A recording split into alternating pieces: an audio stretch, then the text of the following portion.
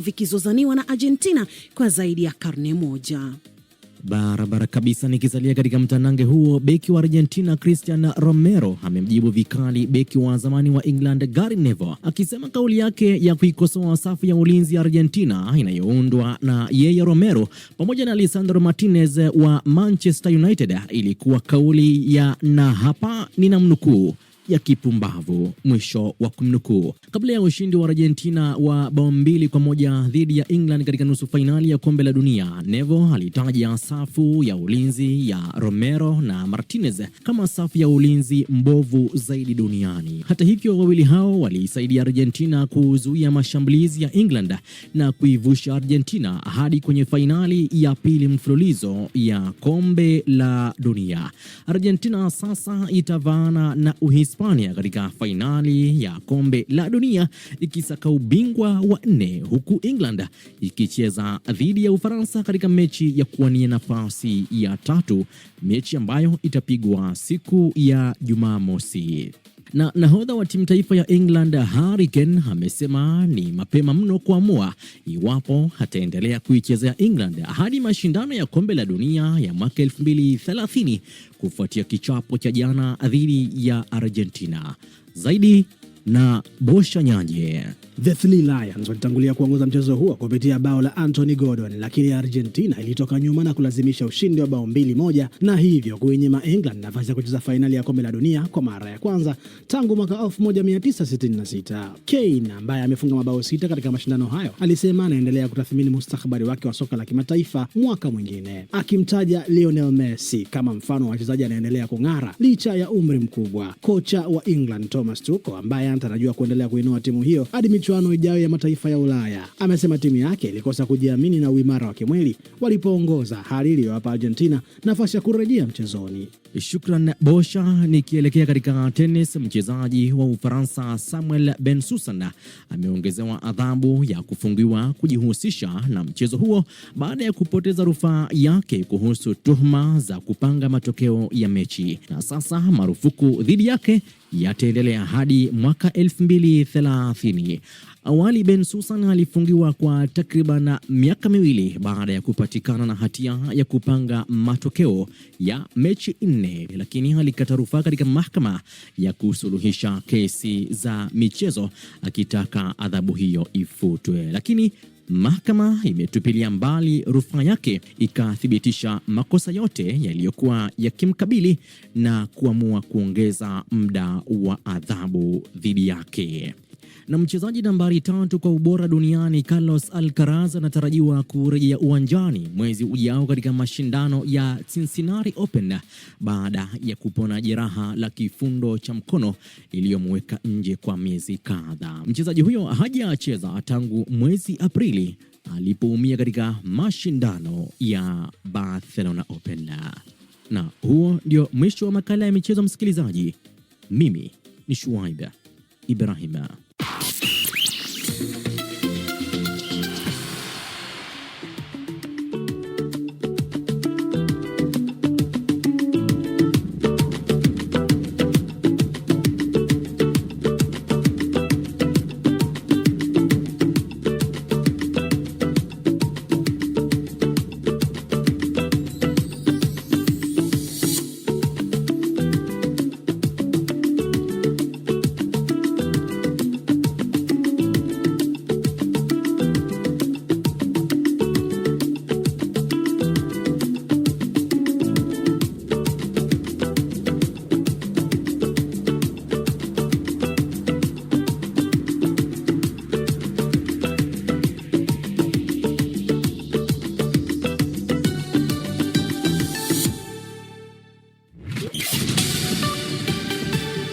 Saa 1 kamili saa za Afrika Mashariki. Taarifa kuu katika Dira ya Dunia leo jioni. Rais wa Ukraina ametoa wito wa umoja nchini humo baada ya uamuzi wake wa kumwondoa waziri wa ulinzi kuchochea maandamano ya umma katika mji mkuu Kyiv na miji mingine. Shirika la Afya Duniani WHO limeonya kuwa mlipuko wa sasa wa Ebola katika Jamhuri ya Kidemokrasia ya Kongo unasambaa kwa kasi mno kuliko mlipuko mwingine wote ule, huku maambukizi yakipindukia 2000. Na leo ni siku ya nyoka duniani. Lengo kuu ni kuelimisha jamii kuhusu umuhimu wa viumbe hawa katika mfumo wa ekolojia. Hii ni BBC. Naam, kama ndo mwanzo unajiunga nasi, karibu sana kwenye matangazo ya Dira ya Dunia kutoka idhaa ya Kiswahili ya BBC. Matangazo ambayo ukiwa kule Tanzania unaweza kuyategea sikio kupitia Radio Free Africa, Radio 1 na Radio 5. Ukiwa nchini Kenya yategea sikio kupitia Milele FM, Pamoja FM na County FM. Kule Uganda ni Radio Kitara, Radio Lira na Radio Paidha, na ukiwa katika Jamhuri ya Kidemokrasia ya Kongo ni Radio Muungano Beni na Liza Del Radio.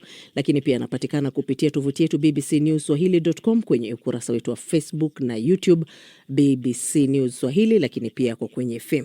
Jioni hii uko nami Karorobi na mwenzangu ni David Nkia, na tukisonga mbele, milipuko imesikika kote nchini Iran, ikiwemo katika maeneo ya mbali ya ukanda wa Ghuba, huku kamandi kuu ya Marekani ikitangaza kuwa imefanya duru nyingine ya mashambulizi makali katika mji mkuu Tehran. Mifumo ya ulinzi wa anga iliwashwa huko Havas, karibu na sehemu ya juu ya Ghuba, vyombo vya habari vya Iran vikisema watu walihamishwa kutoka kwenye hospitali moja kutokana na mashambulizi ya makombora yaliyotokea katika eneo la karibu. Iran imejibu mapigo ikisema inalenga kuharibu miundo mbinu ya kijeshi ya Marekani katika eneo hilo. Kuwait inasema kuwa imekuwa ikizuia mashambulizi ya ndege zisizo na rubani kutoka Iran. Elizabeth Kaziburi anaarifu zaidi.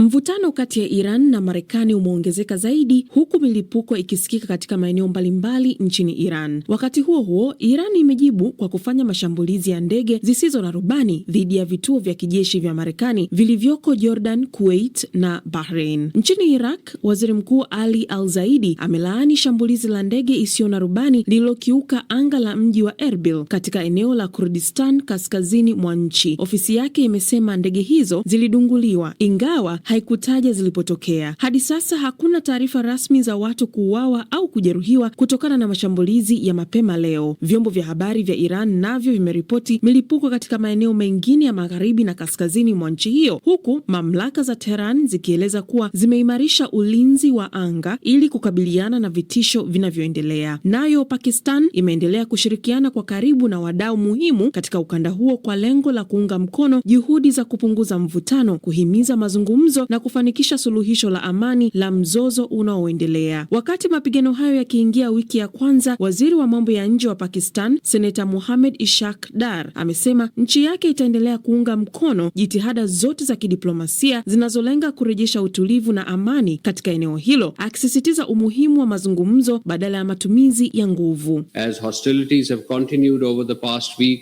Pakistan reiterates its call. Pakistani inatoa wito kwa pande zote zinazohusika kuonyesha kiwango cha juu cha kuzuia na kuepuka hatua zozote zinazoweza kuzidi kudhoofisha amani na utulivu. Napenda pia kueleza kuwa mataifa mengi, hususan yale ya kusini mwa dunia, yanaendelea kuathiriwa na hali ilivyo katika mlango wa bahari ya Hormuz. Tunatambua umuhimu wa kuchukua hatua za haraka ili kupunguza athari za hali ilivyo kwa sasa za usambazaji wa nishati duniani, ili bidhaa nyingine za kiuchumi ikiwemo biashara na usalama wa chakula. Tunatumaini hali katika mlango wa bahari ya Hormuz itarejea kuwa ya kawaida mapema iwezekanavyo. Vile vile tunasisitiza umuhimu wa kuhakikisha usalama, ulinzi na uhuru wa usafiri wa meli katika eneo hilo.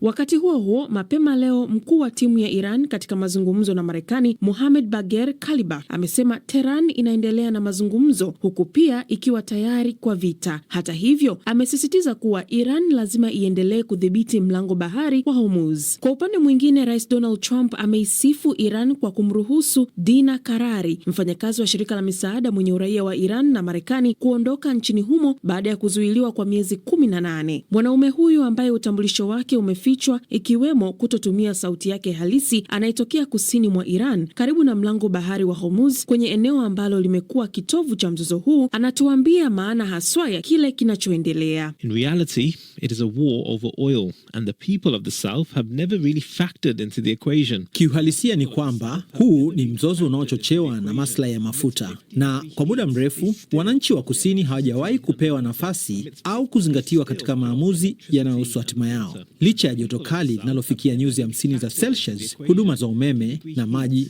bado hukatwa, na kila siku kupita ukiwa umejaa milipuko, hofu na msongo wa mawazo. Fear and stress. Mzozo kati ya Iran na Marekani ni moja ya migogoro mirefu zaidi ya kisiasa Mashariki ya Kati, ingawa nchi hizo mbili hazijawahi kutangaza vita rasmi dhidi ya nyingine. Uhusiano wao umejaa mivutano ya kidiplomasia, vikwazo vya kiuchumi, mashindano ya ushawishi wa kikanda na mapambano yanayohusisha washirika wao katika eneo hilo. Suala la mpango wa nyuklia limekuwa kitovu kikuu cha mvutano huo. Mbali na masuala ya nyuklia, Marekani na Iran pia zinapingana kuhusu ushawishi wa kikanda. Washington imekuwa ikikosoa Tehran kwa uhusiano wake na makundi yenye silaha katika nchi kama Iraq, Syria, Lebanon na Yemen, huku Iran ikisema inalinda maslahi yake ya kiusalama dhidi ya kile inachokiita shinikizo la Marekani na washirika wake. Kwa miaka mingi mvutano huo umeathiri pia uchumi wa dunia, hasa kutokana na nafasi ya Iran katika eneo la Ghuba ya Uajemi na umuhimu wa mlango bahari wa Hormuz, njia muhimu ya usafirishaji wa mafuta duniani. Elizabeth Kazibure, BBC, Dira ya Dunia. Na kwingineko, shughuli za kuhesabu kura zinaendelea katika eneo bunge la Ol-Kalou nchini Kenya, ambako uchaguzi mdogo umefanyika hii leo kufuatia kifo cha mbunge wa eneo hilo mapema mwaka huu. Maelfu ya wapiga kura walijitokeza katika vituo mbalimbali kushiriki katika zoezi hilo ambalo limegeuka kuwa ushindani mkubwa wa kisiasa kati ya naibu rais aliyeondolewa madarakani Rigathi Gachagua na Rais William Ruto. Chama tawala cha UDA cha Rais Ruto na chama cha DCP kinachoongozwa na Gachagua ni vyama vikuu katika uchaguzi huu ambao umevutia zaidi ya wagombea 10. Sarafina Robi na maelezo zaidi. Mapema alfajiri, mamia ya wapiga kura walianza kufurika katika vituo vya kupiga kura huko Ol-Kalou, huku foleni zikishuhudiwa katika baadhi ya vituo hata kabla shughuli ya upigaji kura kuanza rasmi saa 12 asubuhi. Tume huru ya uchaguzi IEBC ilifungua vituo vya kupiga kura saa 12 asubuhi. Zoezi hilo liliendelea hadi saa 11 jioni. Hata hivyo, wapiga kura wote walioko kwenye foleni kufikia muda huo wameruhusiwa kupiga kura. Uchaguzi huu mdogo wa ubunge wa Ol-Kalou unafanyika kuziba nafasi iliyoachwa wazi baada ya kifo cha aliyekuwa mbunge wa eneo hilo David Njuguna wa chama cha Jubilee aliyefariki tarehe 29 Machi mwaka huu. Matokeo ya uchaguzi huu yanafuatiliwa kwa karibu na wanasiasa, vyama vya siasa na wachambuzi wa masuala ya kisiasa nchini Kenya. Wengi wanaona ni kipimo muhimu kitakachoonyesha mwelekeo wa siasa za taifa kuelekea uchaguzi mkuu wa mwaka 2027 pamoja na kupima ushawishi wa kisiasa katika eneo la Mlima Kenya. Lakini wakati zoezi hili la upigaji kura likiendelea, hali ya taharuki ilitanda mjini Ol-Kalou baada ya watu waliokuwa wamejifunika nyuso kuripotiwa kurusha mabomu ya kutoa machozi karibu na kituo cha kupiga kura. Tukio hilo liliwafanya baadhi ya wakazi kukimbia kwa hofu. Awali, kundi la wakazi lilikuwa limezuia kwa muda sehemu ya barabara inayoelekea katika kituo cha kupiga kura kilichoko katika shule ya St. Joseph's Catholic.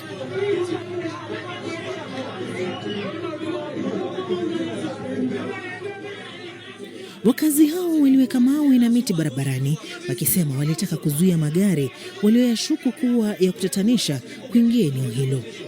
Walisisitiza kuwa magari yasiyohusishwa na IEBC hayakupaswa kufika karibu na kituo cha kupiga kura. Na mbali na matukio hayo, siku hii pia ilishuhudia tukio lililowavutia wengi. Mgombea wa ubunge kupitia chama cha People's Renaissance Movement, Timothy Kamau Kariuki, aliwasili katika kituo cha kupiga kura cha shule ya msingi ya Kieni akiwa amepanda punda kwenda kupiga kura. Muonekano huo sio wa kawaida, uliofanya wakaazi na wapiga kura wengi kusimama kutazama aliposhuka kutoka kwa punda kabla ya kuelekea kupiga kura. Kamau amesema punda huyo amekuwa njia yake kuu ya usafiri katika kipindi chote cha kampeni. Kamau alisema hatua hiyo inaakisi hali halisi ya maisha ya wananchi wengi wa Kenya na changamoto za kiuchumi wanazokabiliana nazo kila siku. Matokeo ya uchaguzi huu mdogo yanatarajiwa kutangazwa wakati wowote kuanzia sasa. Na msikilizaji, kuendelea kushuhudiwa kwa visa vya ghasia vinavyotekelezwa na makundi ya wahuni nchini Kenya kunatoa mustakabali upi nchini humo, hasa ikizingatiwa kwamba siasa za uchaguzi mkuu wa mwaka 2027 zimeanza kushika kasi. Awali mwandishi wetu Leila Mohamed amezungumza na Daktari Hassan Khanenje, mkuu wa taasisi ya usalama ya HON na mtaalamu wa masuala ya usalama wa kikanda na diplomasia, ambaye ameanza kwa kumuuliza kuhusu mtazamo wake kuhusu swala la magenge ya uhuni ambayo yanachochewa kisiasa, na nadhani nini kimechangia kuibuka kwa makundi hayo kama silaha ya siasa za ushindani. Swala la magenge kwa kweli ni swala ambalo linatatiza sana, na sababu kuna swala la magenge ambalo linatumika na wanasiasa ni kwa sababu ya kukosekana kwa mipango mwafaka ya kuhakikisha ya kwamba magenge yanadhibitiwa, na vile wale ambao wanaepuka sheria wanachukuliwa hatua kali. Na kwa muda mrefu sana hatujaona hilo likifanyika, na ndiposa umeona haya makundi yakienea na yakiweza kuleta hali ya kutatanisha kweli katika Wakenya na wananchi wengine. Sasa unachukuliaje madai kwamba baadhi ya wanasiasa wanafadhili makundi haya vijana kwa kiwango kidogo cha pesa, na ni kwa nini polisi hawachukuli hatua za kisheria? Kwa kweli kumekuwa na hali ya wasiwasi kwa sababu kumekuwa na visa ambayo zajulikana ya kwamba wanasiasa wanatumia vijana haswa ambao hawana kazi, wanapatia hela kidogo, shilingi 200, 500, 1000, wakiweza kuleta ghasia na wakiumiza wananchi.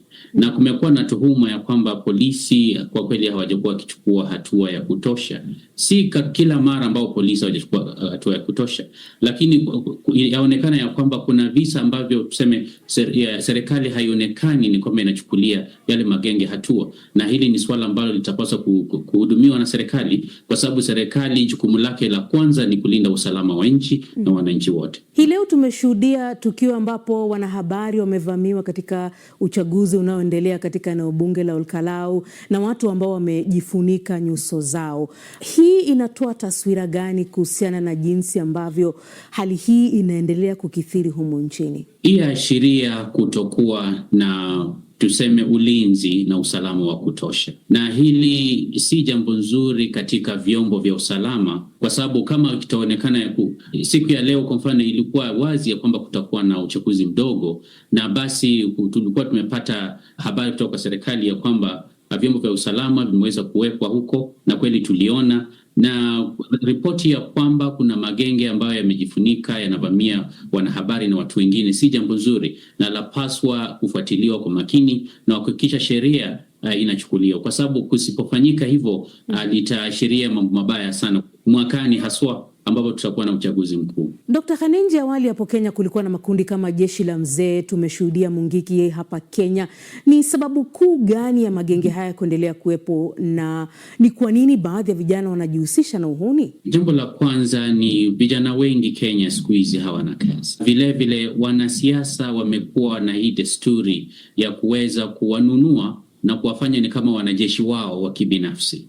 Na kwa sababu kwa miaka mingi sana hakuja kuwa na hatua haswa baada ya uchaguzi kuhakikisha ya kwamba hili swala halirudiwi, linapatia fursa wanasiasa kuendelea kufanya hivyo kutoka pande zote mbili, pande za serikali, pande za upinzani, na hata watu binafsi wameweza kutumia haya magenge na kutumia sababu ya wao kutokuwa na ajira na wao kutokuwa tuseme na matumaini ya maisha, na pia kutumia saa zingine ukabila na saa zingine mambo mengine kuweza kuwaingiza katika fujo za siasa. Na hili ni jambo ambalo kweli limeathiri tu sifa ya Kenya, lakini pia hata uchumi wa Kenya. Tumeona katika mataifa mengine hapa barani Afrika na pia kote duniani, siasa zinazohusiana na makundi haya ya wahuni wanatumika, alafu baadaye wanakuwa ni donda sugu na kuwa ni jambo ambalo linazidi kuathiri uchumi na hali ya maisha katika mataifa hayo.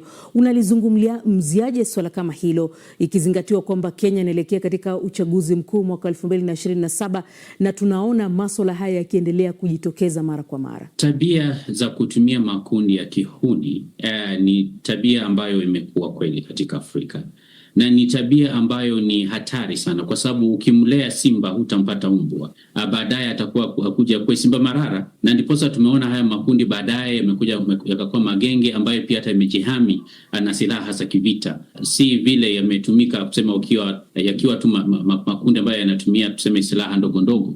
na ndiposa swala la makundi ya kihuni na kigaidi ambalo ni swala ambalo serikali si tu za Kenya na za kanda hii Afrika, lakini Afrika nzima lapaswa kutilia maanani, kwa sababu tumeona hizi shida katika Afrika ya Kati, tumeona katika Sudan, tumeona hata katika Somalia, na ndiposa yapaswa kuwa na mipango mwafaka kuhakikisha ya kwamba haya makundi hayaenei na wale ambao wanahifadhili wanachukuliwa hatua. Tafakari hayo msikilizaji, ni kukumbushe kwamba leo ni siku ya kimataifa ya nyoka. Siku hiyo inaadhimishwa kila mwaka tarehe 16 Julai na inalenga kuongeza uelewa duniani kuhusu dhima muhimu ya nyoka katika mfumo wa ekolojia na kupinga mitazamo hasi inayohusishwa nao. Reptalia hawa wa ajabu ni muhimu sana katika kudumisha uwiano wa mifumo ya ekolojia ya ndani na ya kimataifa kwa kudhibiti kiasili idadi ya panya na wadudu haribifu. Awali nimezungumza na Peter Godana, afisa katika kituo cha kuhifadhi nyoka cha Watamu Snake Farm, kufahamu zaidi kuhusu umuhimu wa nyoka. Mtazamo watu wengi anachukuliwa kwamba ni mnyama hatari. Pia kuna wengine wanachukulia kwamba nyoka si mnyama, ni shetani. Lakini mimi kwa mtazamo wangu ni kwamba huu ni mnyama tu wa kawaida ambaye aliumbwa tu na Mungu, na tuko na nafasi ya kumjua hali zake na kuweza kuishi katika mazingira na yeye pasipo yeye kutudhuru, na sisi pia tukakosa kumdhuru. Mtu atajiuliza, nyoka na umuhimu wote kwa maisha ya mwanadamu? Nyoka kwa na umuhimu mkubwa sana katika maisha ya mwanadamu. Kitu cha kwanza ni kwamba tukifahamu katika maeneo mengi tu ya Kiafrika tunategemea kilimo, na kunao panya ambao wanatuharibia sana mimea. Nyoka kwa upande mkubwa sana amesaidia katika kupunguza idadi ya panya katika mazingira, na pia katika mambo mengi na utafiti. Hata sumu yake inatumika katika kutengeneza dawa, si dawa tu ile ya kupunguza makali ya sumu ya nyoka. Pia hata kuna dawa zingine ambazo zimekuwa zinatengenezwa kutokana na sumu ya nyoka. Akona umuhimu mkubwa sana ambao uko na watu wengi hawajaweza kufahamu. Tafiti zinaonyesha kwamba kuna spishi zaidi ya 4,000 za nyoka duniani ambao wamegawanyika katika makundi tofauti tofauti. Kuna wale wana sumu kali, kuna wale wana sumu inaweza mtu anaweza kumudu, lakini kuna wale ambao wanasemekana kwamba hawana sumu. Mtu anawezaje kutofautisha kwamba huyu nyoka anaweza kunidhuru, ana sumu, ama huyu naweza kupishana naye tu akaenda safari zake? Hakuna njia ya mkato naweza sema kwamba nyoka naweza mtambua kwamba ako na sumu au hana kwa kumwangalia tu kwa maumbile. Kuna wengine wanafanana kwa rangi, kuna wengine wanakaa katika mazingira tu mamoja. Sasa kile kitu ambacho huwa tunasisitiza kama wataalamu wa nyoka ni kwamba ni vizuri mtu atapata mafunzo na elimu kuhusu nyoka, kwa sababu kwa experience yangu utapata kuna nyoka ambao wakiwa bado ni wadogo wako na rangi tofauti. Hadi wanapokuwa wakubwa au wanapoendelea kukomaa wanabadilika rangi pia. Kwa hivyo kwa ufupi tu, hakuna njia ya mkato unaweza sema kwamba huyu nyoka ako na sumu wala hana, pasipo tu kufanya utafiti na pia kusoma kuhusu huyu mnyama. Kuna njia sahihi ambazo mtu anaweza kuchukua anapong'atwa na nyoka? Njia sahihi zile ambazo ziko, kwa bahati mbaya mtu anapong'atwa na nyoka, mara nyingi inafanyika kama nyoka anajitetea. Nyoka si mnyama ambaye akikuona atakufuata aje akuume. Lazima kuna mazingira fulani ambayo imefanya mpaka ule nyoka kung'ate. Pengine alikuwa anatembea usiku, hujamuona, umemkanyaga, atakung'ata. Pengine usiku amelala, bahati mbaya nyoka ameingia katika nyumba, anageuka hivi, nyoka anaweza mng'ata. Sasa kunazo hatua ambazo tunasisitiza kwamba watu wakaweze kuchukua. Kwa mfano tu, tunahakikisha kwamba kuzuia hali ya msukumo wa damu kwenda haraka, huwa tunaomba tu mtu awe na utulivu, kitu ya kwanza. Maana kuna ile hali ya kupaniki, mtu anapanik, anakuwa na wasiwasi. Sasa unapoendelea kukuwa na wasiwasi, damu pia inapiga kwa haraka, na somo tufahamu kwamba inatembea katika damu.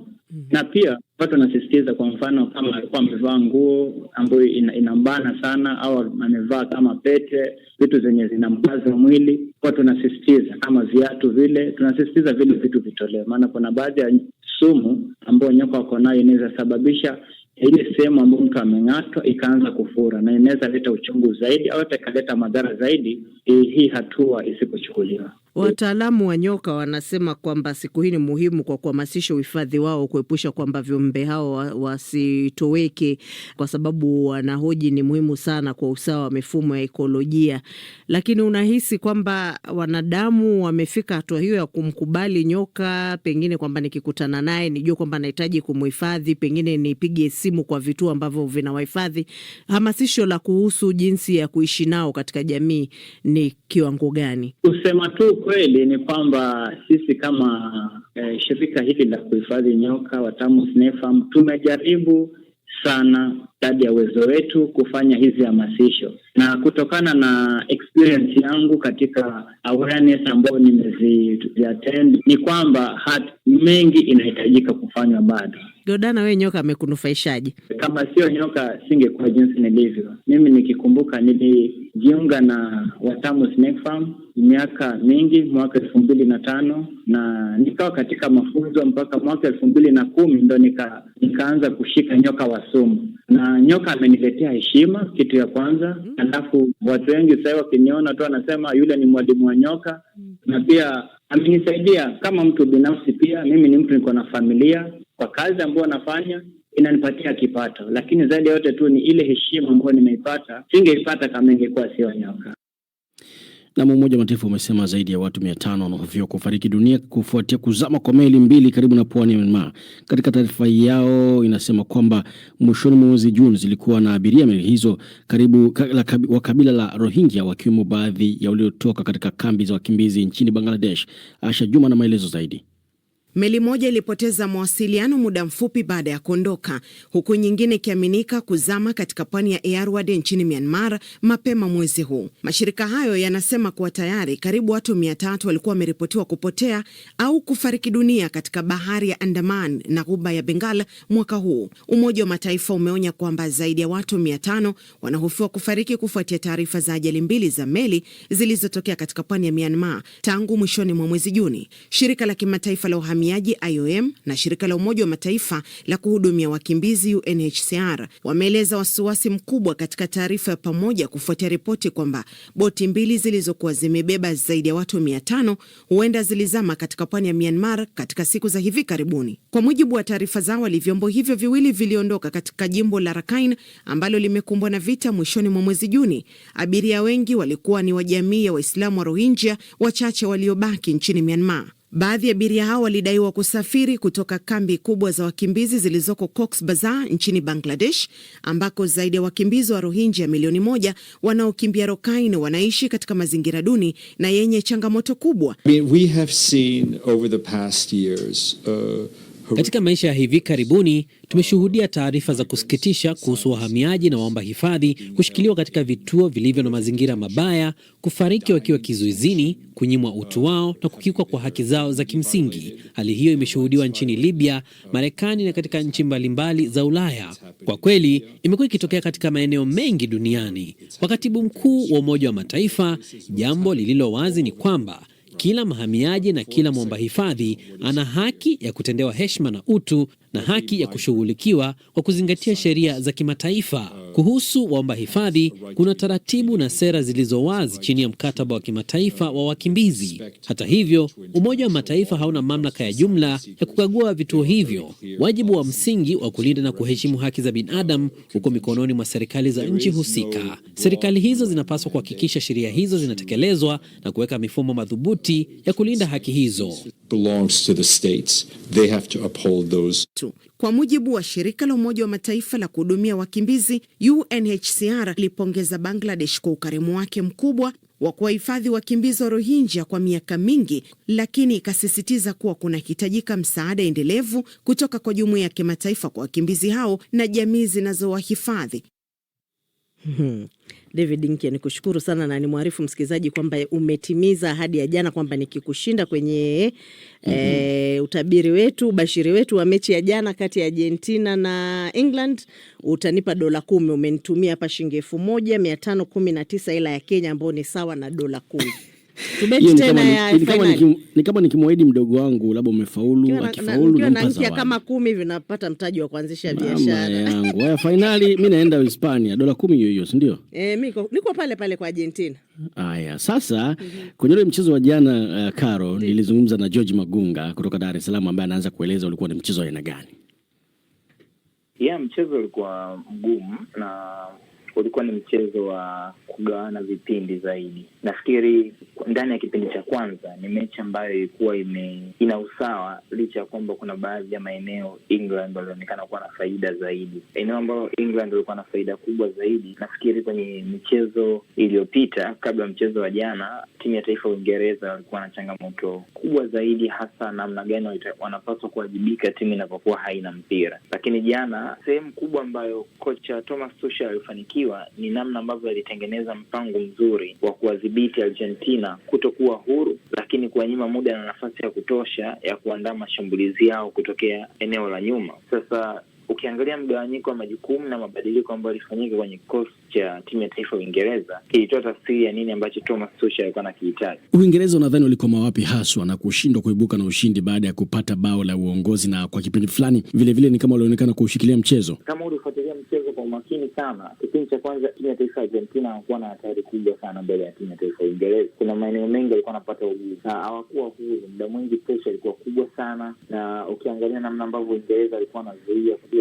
juu katikati ya kiwanja mpaka kuja kwenye eneo lao ili watengenezea ugumu sana. Sasa kipindi cha pili mechi ilianza kubadilika baada ya timu ya taifa ya Uingereza kupata goli, na kwa kuzingatia kumbukumbu zangu, lile goli ambalo lilifungwa na timu ya taifa ya Uingereza hazikupigwa pasi nyingi sana. Sasa kisaikolojia tu tunasema timu inapopata goli inatakiwa kuwa na uwezo mkubwa wa kudhibiti mchezo. England wakati wana uongozi wa goli moja, wao wakashindwa kudhibiti mchezo, manake wakalazimisha sasa pressure kuwa kwao zaidi kuliko kuwa kwa upande wa timu ya taifa ya Argentina. Hebu tuambie nini haswa ilikuwa silaha ya Argentina hapo jana? Nilipenda ambacho walikifanya Argentina. Tayari wamefungwa goli moja. Ni mechi ambayo unahitaji kukusanya alama. Ni mechi ambayo unahitaji kushinda ili kwenda hatua inayofuata. Kwa hiyo kuna wakati lazima utake risk, kuchukua hatari kubwa katika kufanya maamuzi kama kocha. Tayari kwenye kikosi una Messi, una Enzo Fernandez, una Alexis McAllister ambao wana uwezo mzuri wa kupasia, wana uwezo mzuri wa kudhibiti kasi ya mchezo na wana uwezo mzuri wa kutengeneza nafasi katika namna yoyote hiyo. Magunga, mchezo huu uligubikwa na masuala ya siasa ambayo bila shaka FIFA inayapinga sana. Unadhani mvutano huu uliathiri kwa namna yote mchezo huu? Wachezaji kwa bahati nzuri wanasikia hayo ambayo yanazungumzwa kwenye video vya kidigitali. Nafikiri walimu pia wanatumia nguvu kubwa sana na maarifa makubwa sana kuhakikisha wanatengeneza saikolojia za wachezaji kuwa sawa, kwa sababu sehemu ya muhimu sana kwenye maisha ya mtu yoyote yule, awe mchezaji awe mfanyakazi, ni kwenye eneo la saikolojia. Saikolojia inapokuwa sawa, inamruhusu mtu kuwa na uwezo mzuri wa kufikiria na kutafsiri mambo, kisha kufanya maamuzi na kupata majawabu kutokana na matatizo ambayo yanamkabili kwa wakati huo. Sasa ukiangalia hii skendo ambayo ilikuwa inazungumziwa sana kuhusiana na upendeleo ambao timu ya taifa Argentina imekuwa kiupata, of course lazima itengeneze hofu na mashaka kwa wapinzani. Lakini ninachoamini mimi, nilimsikia Thomas Tuchel kwamba hapendi sana kuwa na hizi excuses, na akazungumza kwamba ikipita miaka 2-3 kumbukumbu zitamkumbuka aliyoshinda, hazitakumbuka alishinda kwa namna ipi. Sasa unaona uwezekano wa chama cha soka cha Argentina kupigwa faini kutokana na tukio la wachezaji wake kuweka ujumbe wa kisiasa uwanjani? Katika kitu ambacho FIFA wanakipinga ni kutengeneza uhusiano ama muingiliano kati ya siasa pamoja na mchezo wa mpira wa miguu. Kwenye mchezo wa mpira wa miguu kuna siasa ndani yake, lakini haitakiwi siasa hii ya kawaida kuinfluence ama kushawishi maamuzi ndani ya shirikisho. Ndio maana kuna ishara ambazo wachezaji ama makocha akizionyesha ndani ya uwanja kama zinakiuka taratibu, kanuni na sheria za mashindano, manake hao watu wanaweza wakapewa adhabu. Nilimwona Hossam Hassan, kocha wa timu ya taifa ya Misri, kuna ishara alitoa ya kupinga ubaguzi ndani ya uwanja, lakini pia kuna maneno aliyazungumza. Tuliona watu wote kwamba baadaye alikuja kukiri kwamba alikosea kile ambacho alikifanya. Na msikilizaji, shukrani za dhati kwa kuwa nasi mwanzo hadi tamati ya